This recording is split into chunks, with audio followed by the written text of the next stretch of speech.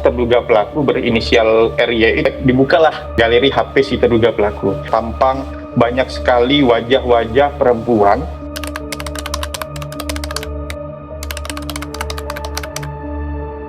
Perkembangan teknologi AI telah membawa banyak kemudahan dalam kehidupan sehari-hari. Namun, bagaimana jika teknologi tersebut justru digunakan untuk membuat konten vulgar yang merugikan orang lain? Melalui kasus deepfake vulgar mahasiswa biologi Universitas Tanjung Pura, video ini akan berisi analisis hukum serta pertanggungjawaban hukumnya. Kasus ini terjadi di Universitas Tanjung Pura, Pontianak. Terduga pelaku berinisial RY, mahasiswa biologi FMIPA Untan angkatan 2025. Kasus ini terbongkar saat praktikum mata kuliah sistematika mikroba. Temannya meminjam ponsel RY untuk dokumentasi, dan saat mengecek galeri ditemukan banyak foto mahasiswi yang sudah direkayasa AI deepfake jadi konten vulgar. Padahal aslinya itu cuma foto formal biasa. Nah, sebagian korban sempat memilih diam karena kelelahan dan syok, tapi bukti tetap dikumpulkan hingga akhirnya tersebar dan viral di media sosial dan grup chat mahasiswa. Total ditemukan sekitar 9 korban, termasuk teman dekat dan pacar pelaku sendiri. RY kini dinonaktif sementara oleh Satgas PPKS Untan. Baik, selanjutnya terdapat beberapa dasar hukum yang kami gunakan dalam menganalisis kasus deepfake vulgar mahasiswa Untan, yaitu yang pertama kami menganalisis dari Undang-Undang Nomor 1 Tahun 2024 tentang Informasi dan Transaksi Elektronik. Yang kedua kami menggunakan Undang-Undang Nomor 31 Tahun 2014 tentang Pelindungan Saksi dan Korban. Selanjutnya kami menggunakan Undang-Undang Nomor 44 Tahun 2008 tentang pornografi. Selanjutnya kami menggunakan Undang-Undang Nomor 12 Tahun 2022 tentang tindak pidana kekerasan seksual. Dan yang terakhir kami menggunakan Peraturan Menteri Pendidikan Kebudayaan Riset dan Teknologi Nomor 30 Tahun 2021 tentang pencegahan dan penanganan kekerasan seksual di lingkungan perguruan tinggi. Sebelum masuk ke pembahasan, kami juga menganalisis dari segi asas yang kemungkinan dilanggar oleh pelaku dalam kasus tersebut. Asas pertama yang digunakan adalah asas kesusilaan. Asas ini berkaitan dengan perlindungan norma moral dan juga kesopanan dalam masyarakat, yang dimana dalam kasus deepfake vulgar mahasiswa biologi Untan itu, pelaku membuat konten pornografi menggunakan identitas korban tanpa izin, di mana tindakan tersebut tentunya melanggar norma kesusilaan dan dapat dijerat berdasarkan UU ITE serta UU Pornografi. Asas yang kedua adalah asas legalitas, di mana asas ini menyatakan bahwasanya suatu perbuatan hanya dapat dipidana apabila telah diatur dalam peraturan perundang-undangan, di mana meskipun teknologi deepfake ini tergolong baru, namun perbuatan pelaku tetap dapat diproses secara hukum karena telah memenuhi unsur tindak pidana yang telah ditentukan di berbagai peraturan perundang-undangan seperti UU ITE, UU TPKS, dan juga UU Pornografi. Selanjutnya terdapat asas perlindungan korban, di mana asas ini menekankan pentingnya perlindungan terhadap korban dari dampak yang ditimbulkan dari suatu tindak pidana. Yang dalam kasus ini, korban mengalami kerugian secara psikologis berupa trauma, rasa malu, dan juga tekanan sosial. Oleh karena itu, korban berhak memperoleh perlindungan hukum, pendampingan, serta pemulihan sesuai dengan ketentuan yang berlaku. Dan yang terakhir adalah asas pertanggungjawaban pidana, di mana asas ini menjelaskan bahwasanya pihak yang harus bertanggung jawab adalah orang yang melakukan perbuatan tersebut. Dalam kasus ini, yang bertanggung jawab bukanlah teknologi AI, melainkan pelaku yang secara sadar menggunakan teknologi tersebut untuk membuat dan menyebarkan konten yang merugikan korban. Terdapat permasalahan yang akan dibahas, yaitu apakah perbuatan konten deepfake tanpa persetujuan korban bisa dikategorikan sebagai tindak pidana? Jawabannya bisa, lewat 3 payung hukum. Yang pertama UU ITE nomor 1 tahun 2024 pasal 35, karena RY merekayasa foto korban seolah data otentik, ditambah pasal 27 ayat 1 karena hasil tersebar dan melanggar kesusilaan. Yang kedua UU TPKS nomor 12 tahun 2022 pasal 14, karena konten seksual ini dibuat dan disebar tanpa konsen korban, masuk kategori kekerasan seksual berbasis elektronik. Yang ketiga, UU Pornografi Nomor 44 Tahun 2008 Pasal 4 Ayat 1 tentang larangan memproduksi pornografi. Meski tubuhnya hasil rekayasa AI, hukum tetap menjerat karena identitas wajah korban dieksploitasi untuk mengesankan ketelanjangan yang menyerang kehormatan dan martabat mereka. Kemudian permasalahan hukum yang kedua adalah apakah penggunaan teknologi AI itu dapat menimbulkan pertanggungjawaban hukum? Jawabannya adalah iya, penggunaan teknologi AI itu dapat menimbulkan pertanggungjawaban hukum. Hal ini dapat dilihat dari kasus deepfake vulgar yang menimpa mahasiswi biologi Universitas Tanjung Pura. Dalam kasus tersebut, teknologi AI ini digunakan untuk mengedit foto korban menjadi konten vulgar tanpa persetujuan dari korban, sehingga mengakibatkan kerugian psikologis, pencemaran nama baik bagi korban itu sendiri. Perlu dipahami dalam hal ini, AI itu pada dasarnya merupakan sebuah sarana, sebuah alat. Oleh karena itu, yang bertanggung jawab dalam hal ini itu bukanlah AI itu sendiri, melainkan manusia yang menggunakan ataupun mengoperasikan teknologi tersebut.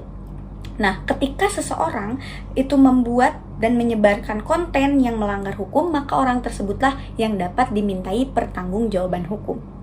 Dari perspektif hukum pidana Indonesia, kasus ini itu dapat dikaitkan dengan beberapa ketentuan, yaitu adalah Pasal 27 ayat 1 UU ITE dan juga Pasal 27A UU ITE terkait dengan pencemaran nama baik dan juga penyerangan terhadap kehormatan seseorang. Selain itu, penggunaan foto korban tanpa izin dari korban itu sendiri juga dapat dikenai tindakan atau dianggap sebagai tindakan melanggar privasi dan juga perlindungan data pribadi. Nah, dari kasus ini dapat dilihat bahwa AI itu sendiri memiliki dua sisi. Sisi yang pertama, AI ini dapat memberikan banyak manfaat bagi manusia jika digunakan dengan baik dan benar.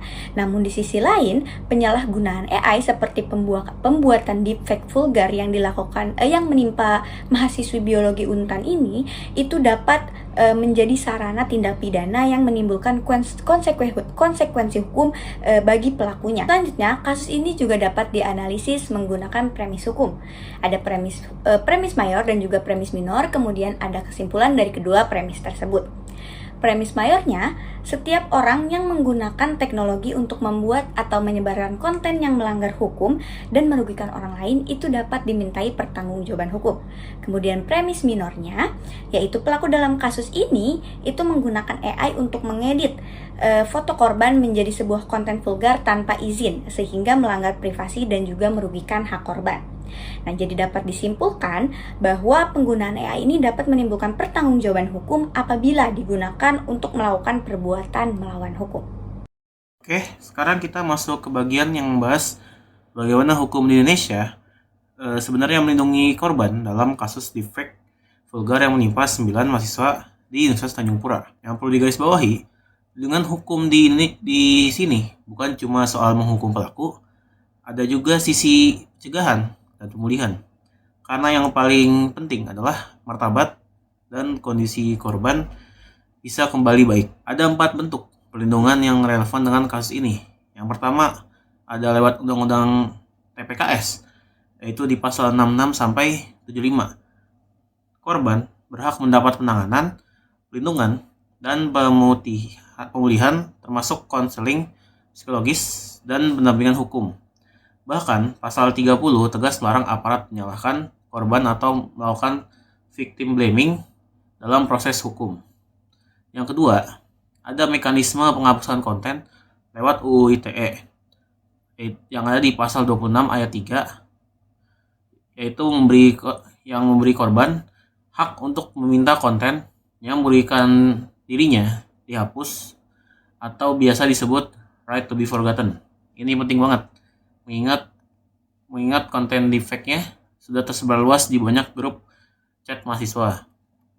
Yang ketiga, ada LPSK atau Lembaga Perlindungan Saksi dan Korban. Lembaga ini bisa memberi pengamanan, menjaga kerahasiaan identitas korban, sampai bantuan psikososial. Ini relevan banget dengan kondisi korban berinisial S yang sempat mengalami shock psikologis. Yang terakhir ada Satgas PPKS di kampus, yaitu sesuai Permendikbudristek nomor 30 tahun 2021. Ini dasar kenapa Untan akhirnya menjatuhkan sanksi penonaktifkan sementara kepada pelaku. Selanjutnya ada argumentasi pro. Teknologi AI pada dasarnya bersifat netral dan dikembangkan untuk berbagai tujuan positif, seperti industri kreatif, pendidikan, dan penelitian. Permasalahan muncul bukan dari teknologinya, melainkan dari penyalahgunaan oleh pengguna. Kasus ini juga meningkatkan kesadaran masyarakat akan pentingnya literasi digital dan perlindungan data pribadi, karena foto yang tersimpan di media sosial atau layanan penyimpanan daring dapat disalahgunakan. Selain itu, viralnya kasus mendorong perhatian publik dan memaksa institusi untuk mengambil tindakan terhadap pelaku. Kemudian ada argumentasi kontranya, yaitu manipulasi foto menjadi konten vulgar tanpa persetujuan merupakan bentuk kekerasan seksual yang berbasis digital, merugikan korban secara psikologis, sosial, dan reputasional. Kasus ini juga menunjukkan bagaimana AI dapat memperkuat objektivitas terhadap perempuan dan digunakan tanpa menghormati hak serta persetujuan korban. Di sisi lain, lambatnya respons institusi memperlihatkan belum optimalnya penanganan kejahatan digital berbasis AI. Kemudian teknologi deepfake yang semakin realistis juga menimbulkan kekhawatiran akan meningkatnya penyalahgunaan serta menurunnya kepercayaan masyarakat terhadap konten digital. Analisis dari kelompok kita adalah kasus ini menunjukkan penyalahgunaan AI sebagai sarana cyberseksual harassment, di mana pelaku memanfaatkan anonimitas dunia digital untuk memenuhi kepentingan pribadi. Kejahatan seksual kini tidak lagi bergantung pada kontak fisik, tetapi dapat dilakukan melalui manipulasi digital yang tetap menimbulkan dampak psikologis dan sosial yang serius bagi korban. Dari perspektif hukum, perbuatan tersebut berpotensi melanggar ketentuan dalam UU IT dan UU TPKS karena mengandung unsur pelanggaran privasi, penyebaran konten asusila, serta eksploitasi tumbuh seseorang tanpa persetujuan. Kasus ini juga menegaskan pentingnya regulasi yang lebih spesifik mengenai penyalahgunaan AI. Dari semua pembahasan yang sudah dipaparkan, kami menarik beberapa kesimpulan. Yang pertama, ada pembuatan konten deepfake tanpa izin korban itu jelas memenuhi unsur tindak pidana, baik dari UU ITE sampai UU pornografi, karena ada manipulasi data elektronik, penyebaran konten asusila, dan kekerasan seksual berbasis elektronik di dalamnya. Yang kedua, yang harus bertanggung jawab tetaplah manusianya, bukan teknologi AI. Soalnya, pelaku menggunakan teknologi itu secara sadar dan sengaja untuk merugikan orang lain. Jadi pertanggungjawaban tetap ada di pelakunya. Yang ketiga, negara sebenarnya sudah punya banyak instrumen untuk melindungi korban.